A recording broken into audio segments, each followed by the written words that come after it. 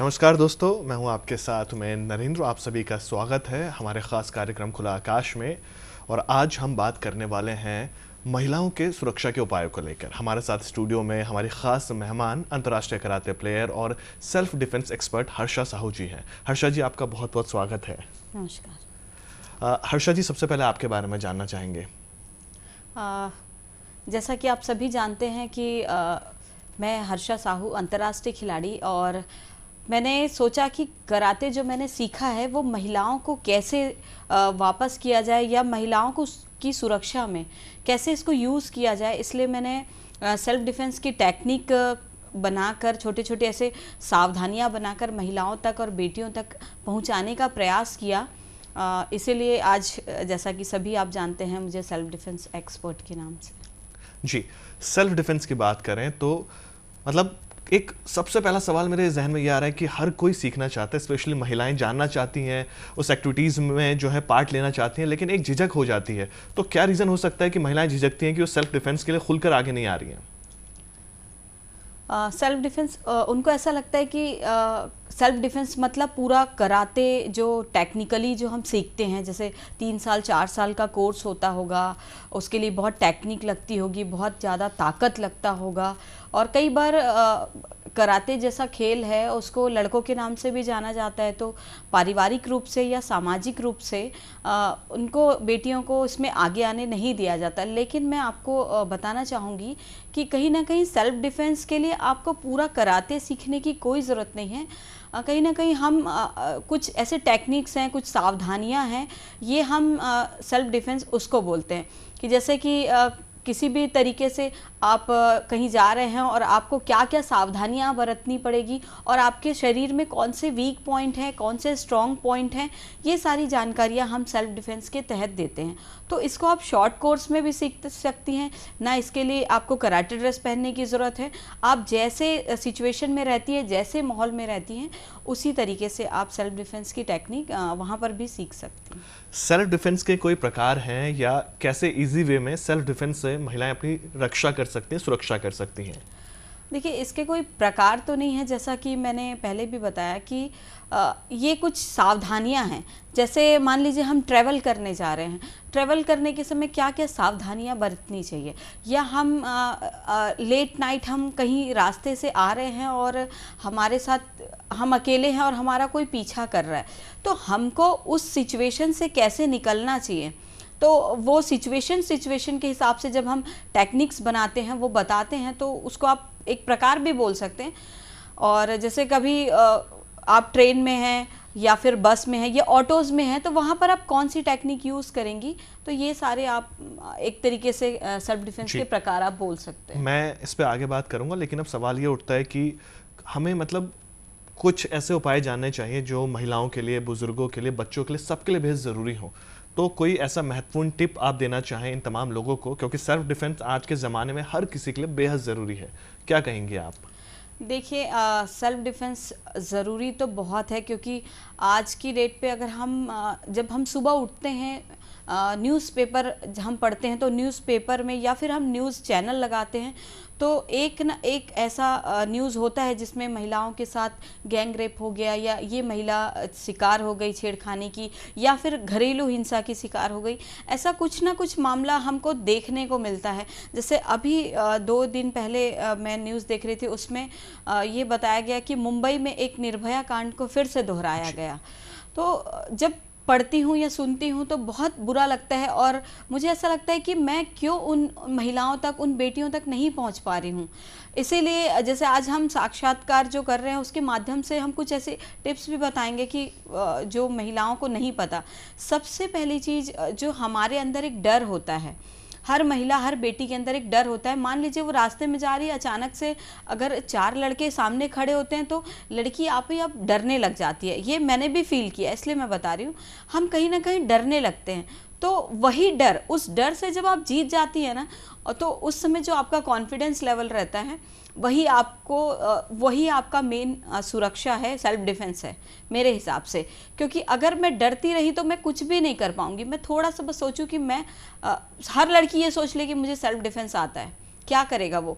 उसको 2 झापड़ लगाना है, अगर हमको कोई छेड़ रहा है तो उसको तुरंत उसको रिप्लाई करना है, डरना नहीं है। तो जहां आपका डर खत्म हो वहां आप अपनी सुरक्षा इजी वे पे कर सकते जी। हैं। और किसी ने बखूबी कहा है कि डर के आगे जीत हाँ होती है। जी। और जीत सुनिश्चित तब होती है जब अपने आप पर आप कहीं ना कहीं एक कॉन्फिडेंस में लबरेज होते हैं और आगे निकलते हैं। अगला सवाल मेरा ये आता है कि फिटनेस का दौर है, कोविड के बाद हम सभी ने देखा कि फिटनेस कितनी ज़्यादा ज़रूरी है।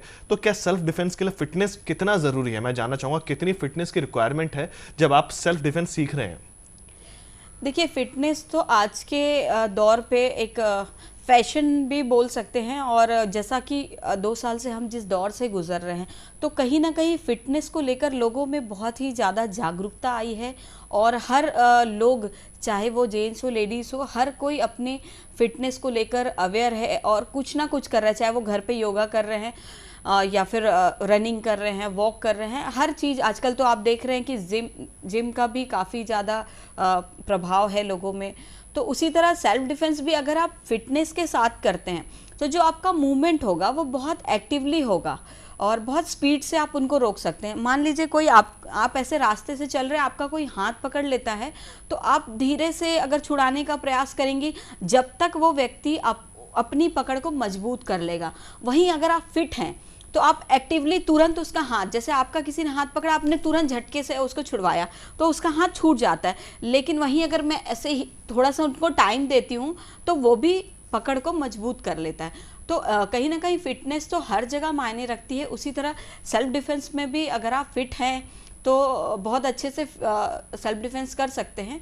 और अगर आप अनफिट हैं और तो भी हम ऐसे कुछ टिप्स बताएंगे और बताते भी रहते हैं कि अगर आप फिट नहीं है, जैसे मान लीजिए अगर हम ज़्यादा एज की बात करें, जैसे बुजुर्गों की अगर हम बात करते हैं, जब वो गार्डन पे वॉक करने जाती हैं तो कहीं ना कहीं उनके साथ चेन स्नैचिंग का जो मामला होता है वो आगे आ रहा है, तो उनको भी थोड़ा सा प्रयास करना होगा। और कहीं ना कहीं फिटनेस तो ज़रूरी ही है, कुछ कुछ करते रहें ताकि आप फिट रहें। और मैं ऐसे टेक्निक बताना चाहूँगी कि जैसे मान लीजिए कोई आपका ये ऑर्नामेंट्स है, यहाँ से आपका ऑर्नामेंट्स कोई ऐसे खींच कर जाने का प्रयास कर रहा है, तो अगर आप खींचातानी करेंगी तो आपका जो ऑर्नामेंट्स है वो आपका नुकसान होगा, उसका कुछ नहीं होगा।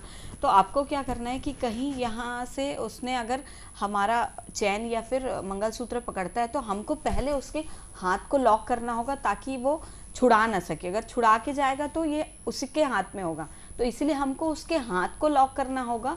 और फिर उसके बाद फिर हमको कोई भी मूवमेंट जो सेल्फ डिफेंस का है वो करना होगा, ताकि जब आप उनकी पकड़ को आप टाइट पकड़ते हैं तो आपका जो ये है, ये जो ऑर्नामेंट्स है ये बच जाएगा।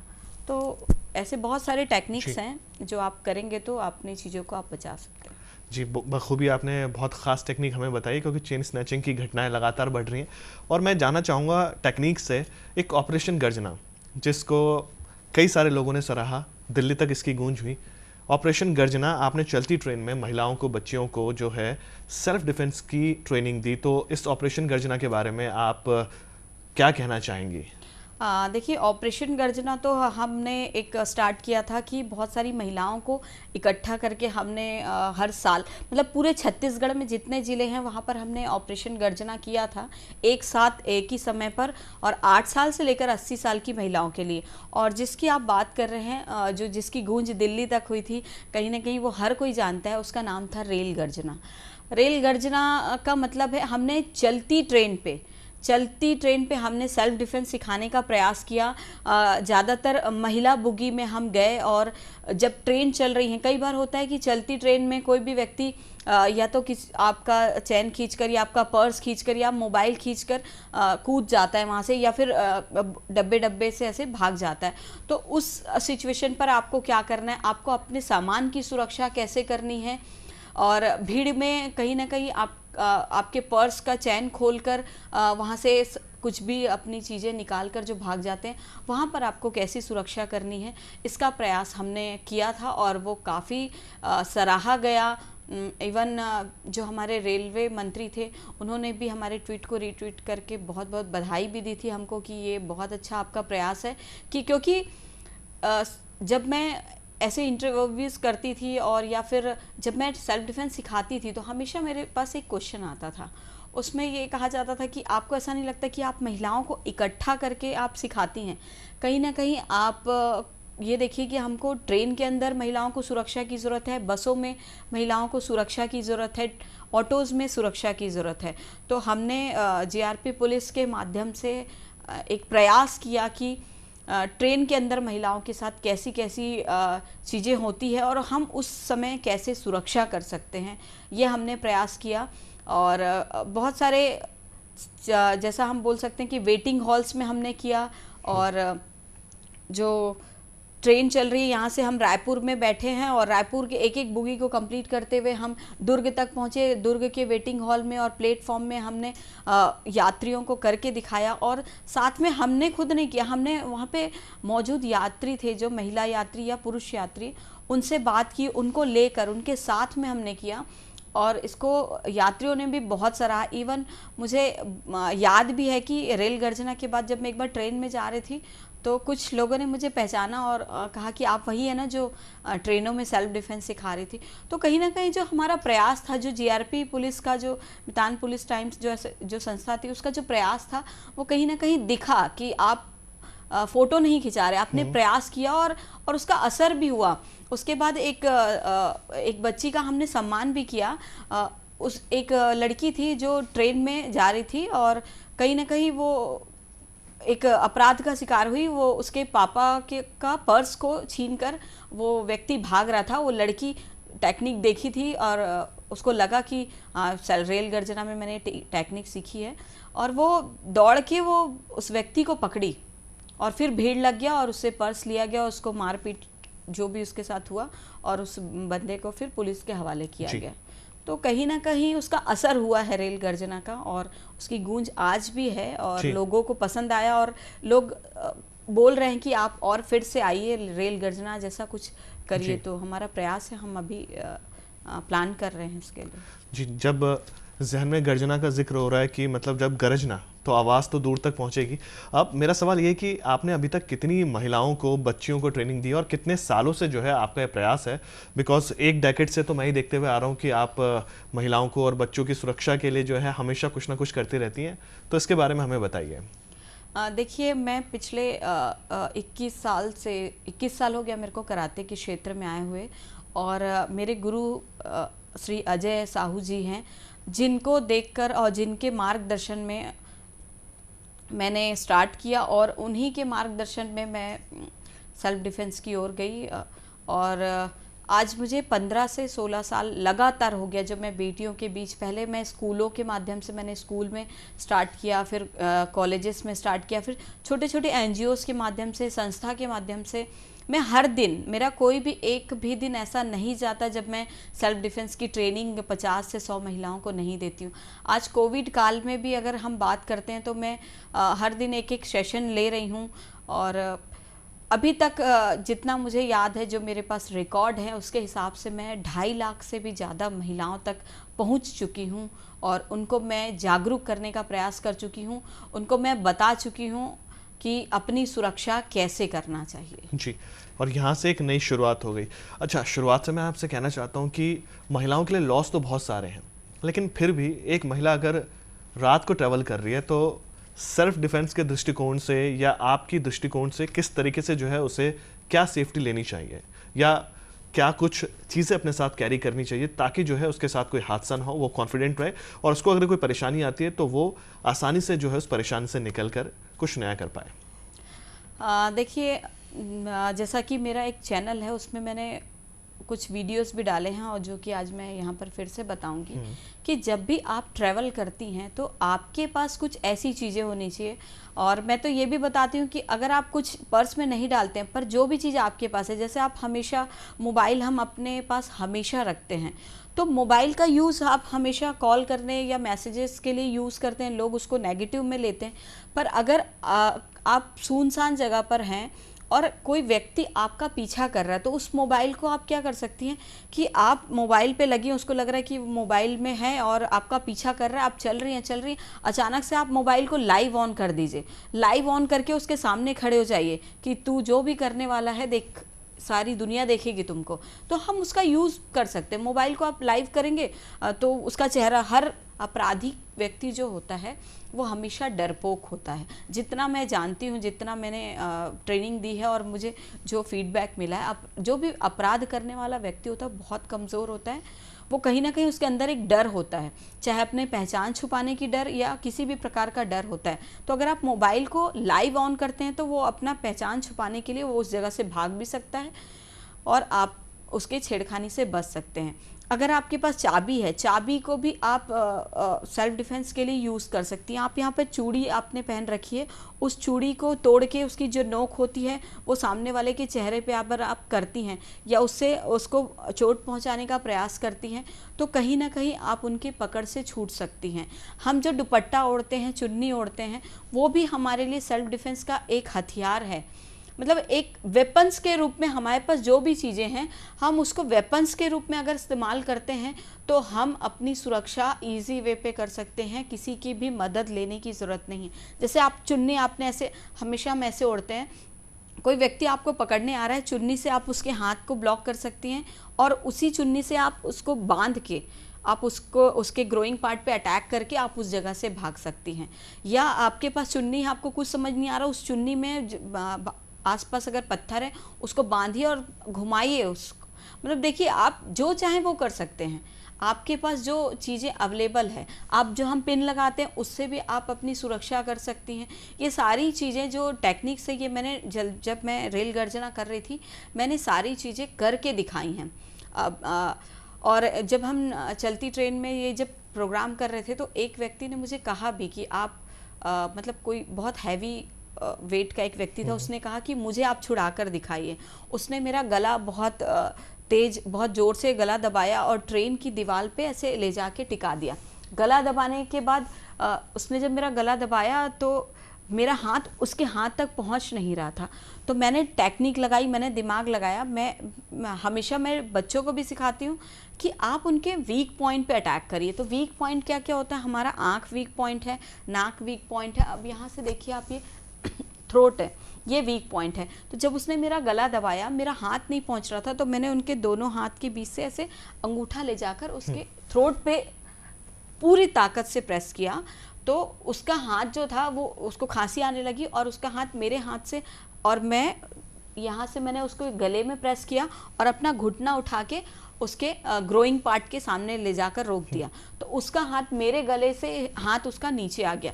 तो कहीं ना कहीं जब आप कमज़ोर पार्ट पे अटैक करते हैं तो सामने वाला जो होता है वो अपनी सुरक्षा की ओर आ जाता है। तो जैसा मैंने बताया कि आँख कमज़ोर पार्ट है, नाक है, ये यहाँ पे से देखिए थ्रोट है, यहाँ सोलर फ्लैग्स है, और ग्रोइंग पार्ट, बॉयज़ का ग्रोइंग पार्ट अगर आप देखते हैं तो कहीं ना कहीं ये कमज़ोर पार्ट है।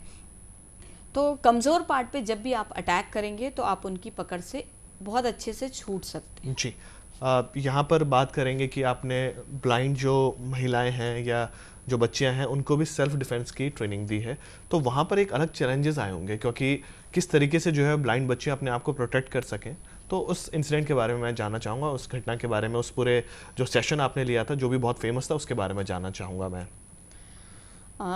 जो मैंने ब्लाइंड बच्चों को सिखाया था, जैसा कि सभी जानते हैं कि ब्लाइंड हम नहीं बोलते, दिव्यांग, उनको एक बहुत अच्छा सा शब्द दिया गया। उसको बोलने में भी उनको लगता है कि हम मतलब कई बार चीज़ें होती हैं कि आप अंधे को अगर अंधा बोलते हैं तो बुरा लगता है, तो कहीं ना कहीं उनको एक बहुत अच्छा सा शब्द दिया गया है, दिव्यांग।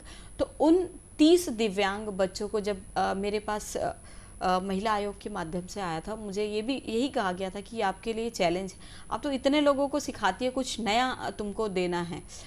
तो मैंने पूछा कि क्या ऐसा नया है, तो बोला कि जो बेटियां देख नहीं सकती, जो महिलाएं देख नहीं सकती, उनको सिखाना है। तो मैंने मना किया। मैं बोली मैम, जब जो देख सकते हैं उनको सिखा पाना कितना मुश्किल होता है, आप बोल रही हैं कि जो देख नहीं सकती, और मैं कभी ऐसे लोगों के साथ काम नहीं की हूँ, मैं कैसे सिखाऊंगी। तो उनका कहना था यही तो चैलेंज है।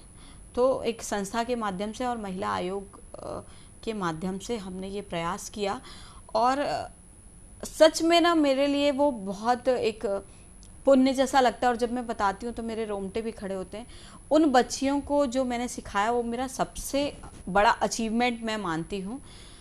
उन बच्चों को के साथ पहले घुलना मिलना, क्योंकि उनका जो एक सिस्टम होता है वो बहुत अलग होता है, उनको साउंड और स्मेल से चीज़ें समझ आती हैं।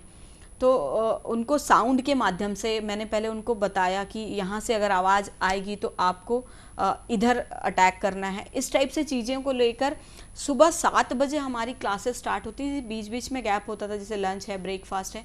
सुबह 7 बजे से मैं उनके साथ होती थी, शाम के 7 बजे तक उनके साथ। तो लगातार 7 दिन का ये सेशन रहा।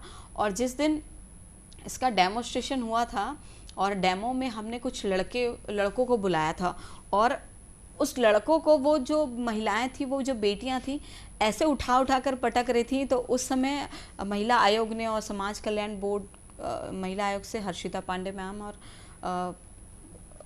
समाज कल्याण बोर्ड के जो सेक्रेटरी थे, उन्होंने सैल्यूट किया मेरे को, और मुझे भी बहुत अच्छा लगा कि मैं कर सकती हूँ। क्योंकि उससे पहले जब तक मुझे चैलेंज नहीं मिला था, मुझे नहीं लग रहा था कि मैं कैसे इन बच्चों को सिखा पाऊँगी। तो मेरे लिए भी चैलेंज था और बहुत ही मज़ा आया उनको सिखाने में। और उसके बाद हमने प्रयास किया कि उन बच्चियों का जो टूर्नामेंट्स होता है, जिसको स्पेशल ओलंपिक बोलते हैं, उसमें वो बच्चियों ने पार्टिसिपेट किया और छत्तीसगढ़ के लिए मेडल भी लाया।